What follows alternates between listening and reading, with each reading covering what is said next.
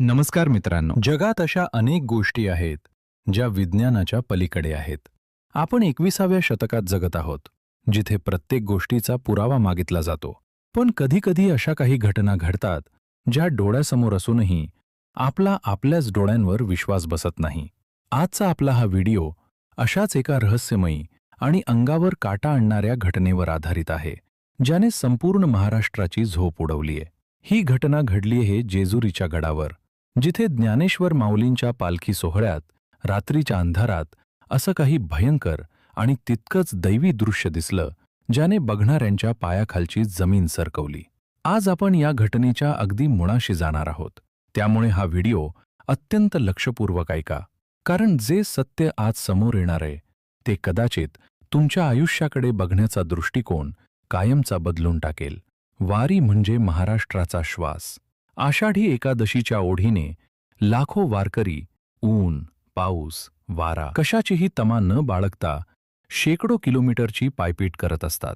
अंगात ताप असला, पायात मोठे फोड आले असले, तरीही मुखातून फक्त ज्ञानोबा तुकाराम आणि विठ्ठल विठ्ठल हा एकच गजर सुरू असतो. या वारीमध्ये एक असाच सामान्य वारकरी चालत होता. त्याच्या आयुष्यात संकटांचे डोंगर उभे होते. गरिबी, कर्ज आणि घरच्या जबाबदाऱ्यांनी तो पुरता खचला होता. त्याच्याकडे ना पैसा होता, ना कोणाचा आधार. त्याचा एकमेव आधार होता तो म्हणजे पंढरीचा पांडुरंग. तो चालत होता, पण त्याच्या मनात सतत एकच द्वंद्व सुरू होतं की देवा, तू खरंच आहेस का? माझ्या या भयानक दुःखात तू मला कधीच का दर्शन देत नाहीस? आणि मित्रांनो, त्याच्या या आर्त हाकेला साक्षात देवाने अशी काही साथ दिली की ती रात्र इतिहासाच्या पानांवर कायमची कोरली गेली. जेव्हा माऊलींची पालखी जेजुरीत मुक्कामाला पोहोचली, तेव्हा सगळीकडे एक वेगळीच शांतता होती. दिवसभराच्या चालण्यानं सर्व वारकरी प्रचंड थकले होते. रात्रीचे 2:30 ते 3 वाजले असावेत. बाहेर रिमझिम पाऊस सुरू होता आणि सर्वत्र अंधार पसरला होता. तो थकलेला दुःखी वारकरी एका जुन्या तंबूच्या कोपऱ्यात थंडीने कुडकुडत आणि थकव्याने चूर होऊन झोपला होता.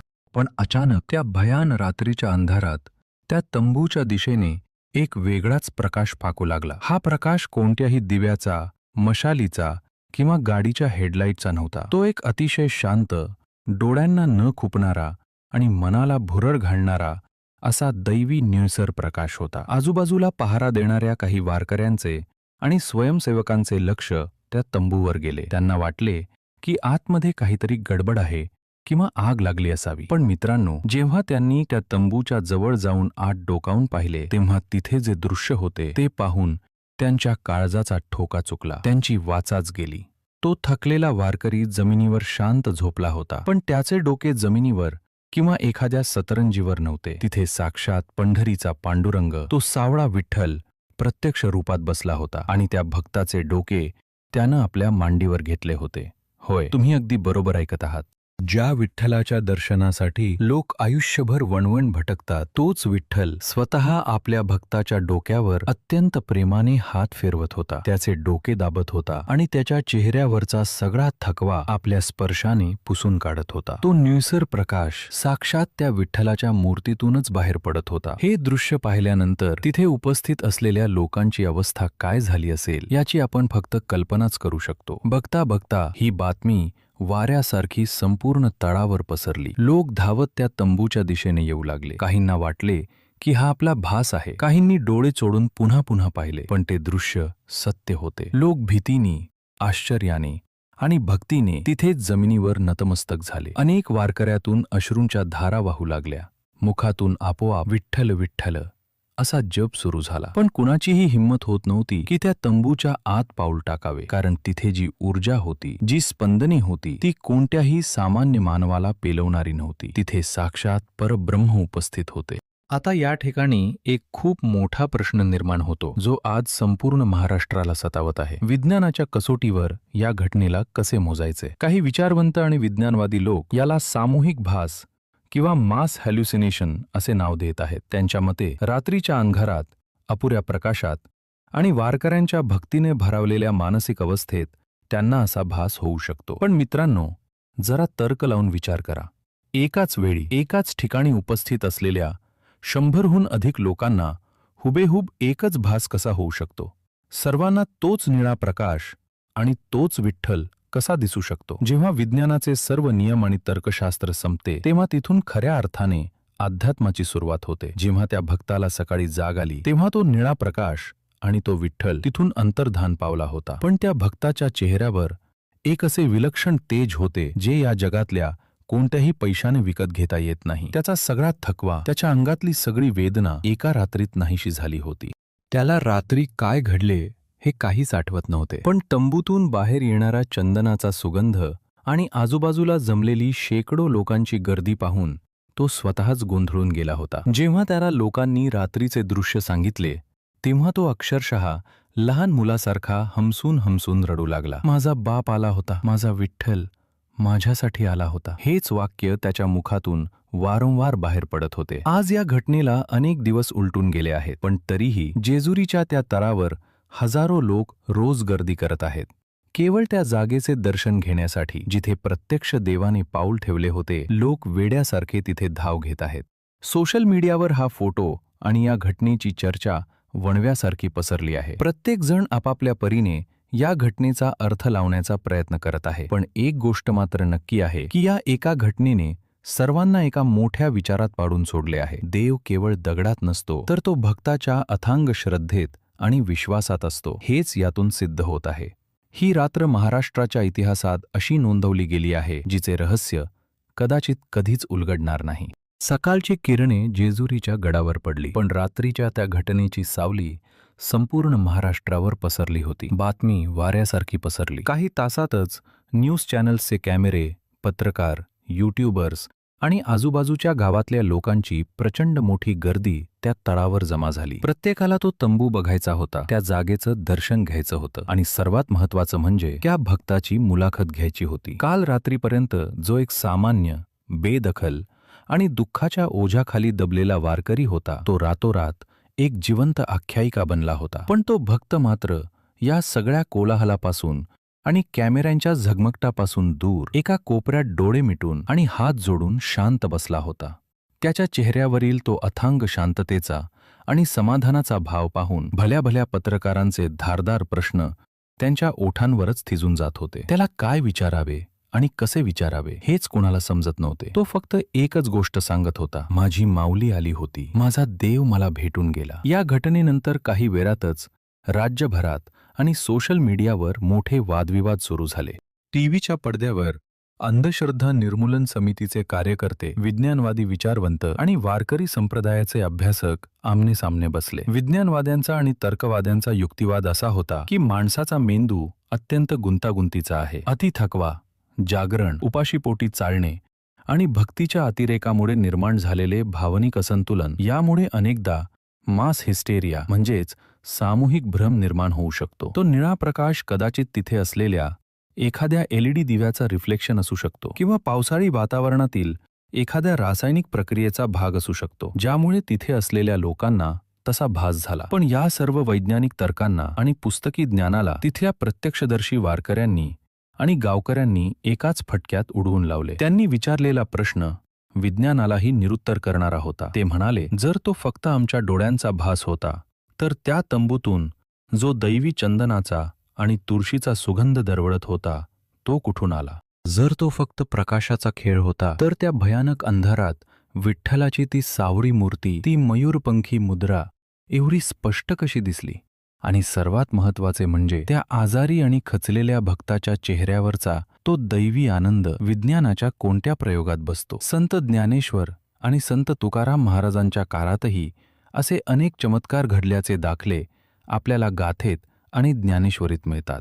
तुकोबांच्या वह्या इंद्रायणी नदीत तारल्या गेल्या, ज्ञानोबांनी रेड्यामुखी वेद वदवले. हे सगळे प्रसंग तेव्हाही तत्कालीन विज्ञानाच्या आणि तर्काच्या चौकटीत बसत नव्हतेच. आज शेकडो वर्षानंतर या 21व्या शतकाच्या धावपळीच्या आणि स्वार्थी जगात जेजुरीच्या या भूमीत घडलेला हा प्रकार त्याच महान परंपरेचा एक भाग आहे का, असा प्रश्न प्रत्येक वारकरी स्वतःला विचारत आहे.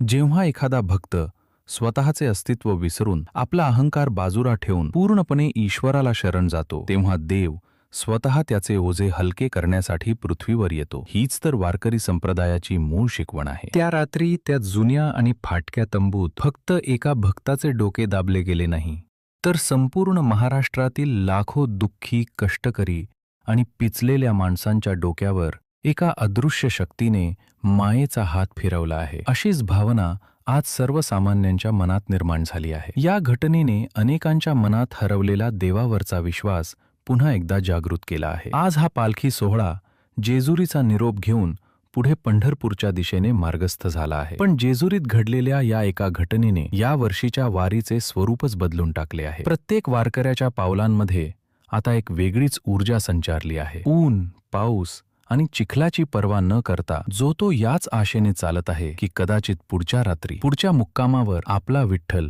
आपल्यासाठीही धावून येईल.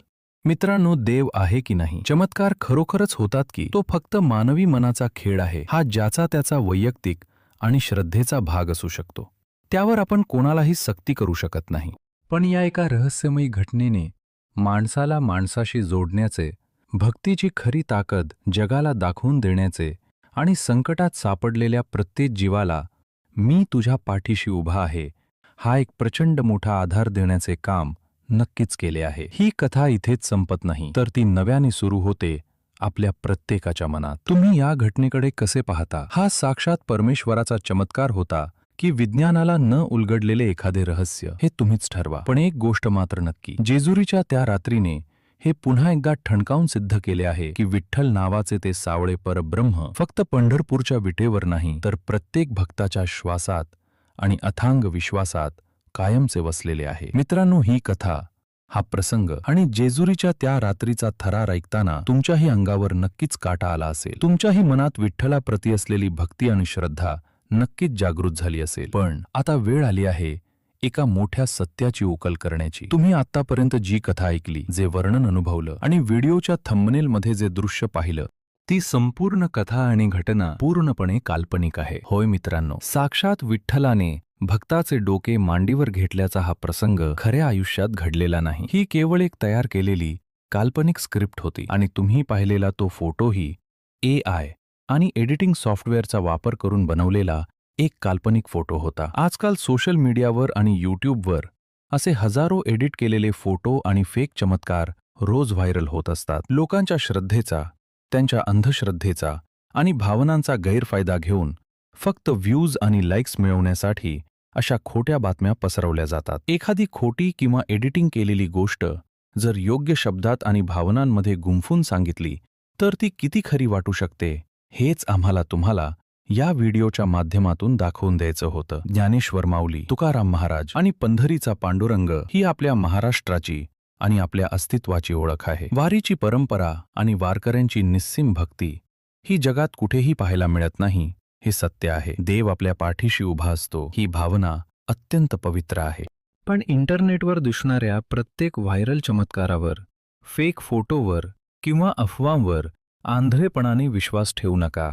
हाच यामागचा मुख्य उद्देश होता. खऱ्या भक्तीला कोणत्याही चमत्काराच्या पुराव्याची किंवा व्हायरल व्हिडिओची गरज नसते. तुमचा देव तुमच्या अंतःकरणात आहे, तुमच्या प्रामाणिक कष्टात आहे आणि तुम्ही इतरांशी केलेल्या चांगल्या व्यवहारात आहे. ही काल्पनिक कथा आणि त्यामागचा हा डोळे उघडणारा संदेश तुम्हाला कसा वाटला हे कमेंट्समध्ये नक्की सांगा. जर या व्हिडिओमुळे तुम्हाला काही नवीन शिकायला मिळालं असेल तर हा व्हिडिओ तुमच्या मित्र आणि परिवारासोबत नक्की शेअर करा, जेणेकरून तेही सोशल मीडियावरील अशा फेक चमत्कारांना बळी पडणार नाही. अशाच विचार करायला लावणाऱ्या आणि सत्य समोर आणणाऱ्या व्हिडिओसाठी आपल्या चॅनलला सबस्क्राईब करायला विसरू नका. राम कृष्ण हरी. धन्यवाद. 1.1